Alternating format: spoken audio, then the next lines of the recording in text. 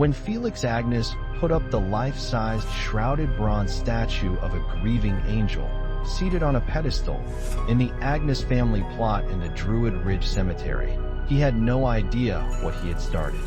The statue was a rather eerie figure by day, frozen in a moment of grief and terrible pain. At night, the figure was almost unbelievably creepy, the shroud over its head obscuring the face until you were up close to it. There was a living air about the grieving angel, as if its arms could really reach out and grab you if you weren't careful. It didn't take long for rumors to sweep through the town and surrounding countryside. They said that the statue, nicknamed Black Aggie, was haunted by the spirit of a mistreated wife who lay beneath her feet.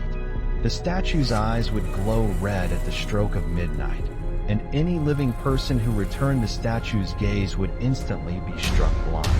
Any pregnant woman who passed through her shadow would miscarry. If you sat on her lap at night, the statue would come to life and crush you to death in her dark embrace. If you spoke Black Aggie's name 3 times at midnight in front of a dark mirror, the evil angel would appear and pull you down to hell. They also said that spirits of the dead would rise from their graves on dark nights to gather around the statue at night. People began visiting the cemetery just to see the statue, and it was then that the local fraternity decided to make the statue of grief part of their initiation rites. Black Aggie sitting, where candidates for membership had to spend the night crouched beneath the statue with their backs to the grave of General Agnes, became popular.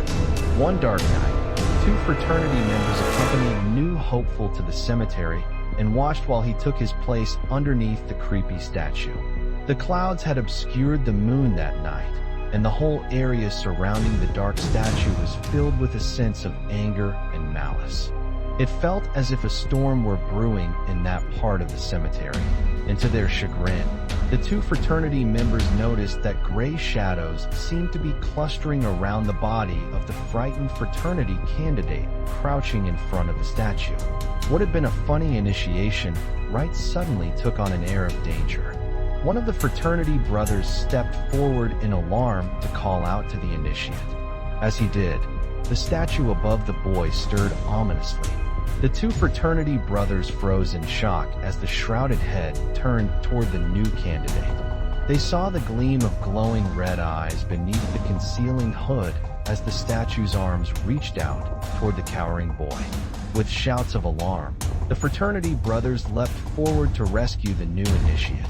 But it was too late.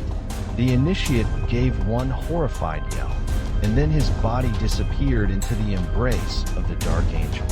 The fraternity brothers skidded to a halt as the statue thoughtfully rested its glowing eyes upon them.